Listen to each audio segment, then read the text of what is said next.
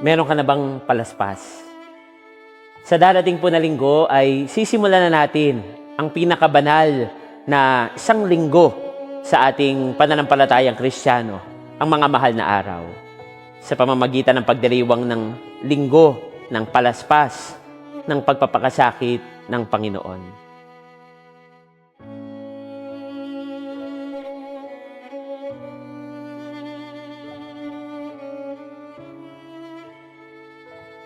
Makikita natin sa liturhiya sa darating na linggo ang dalawang yugto.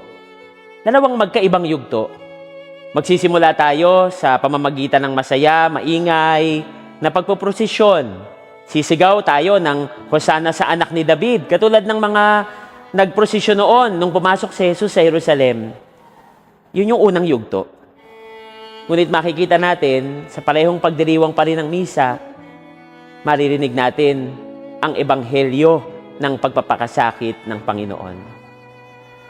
Mula sa pagsigaw ng Hosana, purihin ang Diyos, purihin ang anak ni David, ang sigaw ay napalitan, ipako siya sa krus.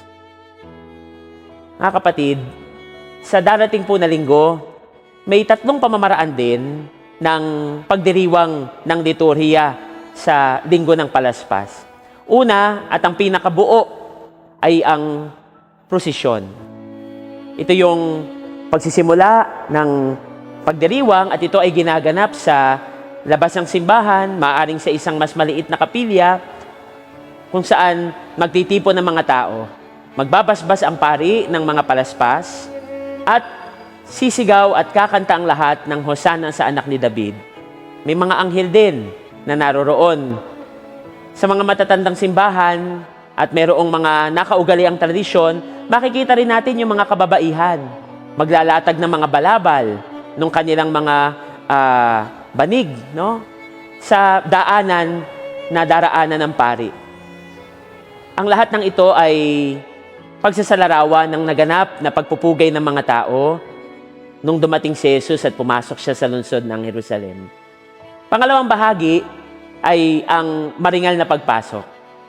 Mula doon sa may pintuan ng simbahan, magsisimula ang misa sa pamamagitan ng pagbasa at pagbabasbas ng mga palaspas.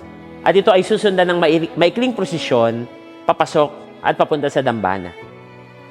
At panghuli, pangatlo, ay yung mas payak na pagdiriwang. Ito yung pagdiriwang ng banal na misa. Mga kapatid, ang palaspas ho ay hindi isang anting-anting. Inuuwi kasi natin ito sa bahay madalas at inaasahan na bigyan tayo ng swerte o itaboy tayo sa malas. Pero higit pa doon ang ibig sabihin ng mga dahon na ito. Ang palaspas ay pagpapatunay na si Kristo ang hari natin sa ating pamilya.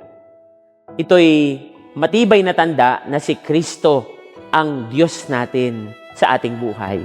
Kaya pagdating natin sa mga bahay natin, dala-dala itong mga palaspas, maaari natin itong ilagay sa ating mga altar o kaya isabit sa may mga pintuan o sa malapit sa bintana, hindi para pantaboy ng malas o ng mga multo. Ito'y pagpapaalala para sa lahat ng makakakita na si Kristo ang hari natin sa ating tahanan at sa ating buhay. Sana ho, sa pagsisimula ng mga mahal na araw, manatili tayong tapat sa Panginoon. Hindi katulad ng mga nagwagayway ng palaspas noon nung pumasok si Jesus sa banal na lungsod, na pagkatapos ng kanilang pagpupuri sa Diyos, ipinako na nila si Jesus sa krus. Pagkatapos ng kanilang masayang ingay at pagpupugay sa Panginoon, tinawanan nila ang Diyos na naghihirap sa Kalbaryo.